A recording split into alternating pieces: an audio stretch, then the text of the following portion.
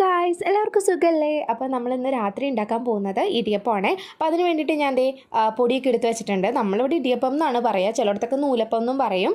അപ്പോൾ നിങ്ങളുടെ അവിടെ എന്താ പറയുന്നതെന്ന് ജസ്റ്റ് ഒന്ന് കമൻറ്റ് ചെയ്യുക കേട്ടോ. അപ്പോൾ ഞാൻ അതിന് വേണ്ടിയിട്ട് നല്ല തിളച്ച വെള്ളമാണ് കേട്ടോ ഒഴിച്ചു കൊടുക്കുന്നത്. എന്നിട്ട് നന്നായിട്ട് മിക്സ് ചെയ്യുക. ഒരുവിധം ചൂടാറി കഴിയുമ്പോൾ നമുക്ക് അച്ചിലോട്ട് വെച്ചിട്ട് നന്നായിട്ട് പീച്ചെടുക്കാൻ പറ്റുന്നതാണ്. എനിക്കിത് പീച്ചെടുക്കാൻ ഭയങ്കര മടിയാണ്, അതുകൊണ്ട് ഇടിയപ്പം ഉണ്ടാക്കാറില്ല. പക്ഷേ ഇപ്പോൾ രാത്രി ഇറച്ചിക്കറിയൊക്കെ ഉണ്ടായതുകൊണ്ട് ഉണ്ടാക്കാമെന്ന് വിചാരിച്ചതാണ്. അപ്പോൾ ഞാനിവിടെ ഇങ്ങനെ ചെറിയ ഉണ്ട പോലെ ആക്കിയിട്ടാണ് കേട്ടോ അതിനകത്തോട്ട് വെച്ച് കൊടുക്കുന്നത്. അപ്പോൾ നമുക്ക് നന്നായിട്ട് ഫില്ലായി കിട്ടും.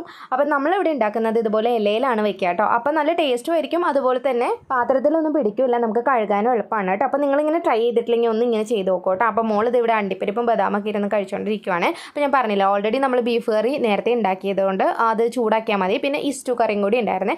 അപ്പോൾ അതേ ലാസ്റ്റ് ഗൈസ് എനിക്ക് മടിയായതുകൊണ്ട് ഞാൻ ഉണ്ടാക്കി വെച്ചിട്ടാണ് കേട്ടോ വേവിച്ചത്. ഭയങ്കര പാടായിരുന്നു പീച്ചാൻ വേണ്ടിയിട്ട്. അപ്പം ഞാൻ കഴിക്കുവാണ്. അപ്പോൾ നിങ്ങളൊക്കെ എന്താണ് ഡിന്നർ കഴിച്ച് കഴിഞ്ഞോ? അപ്പോൾ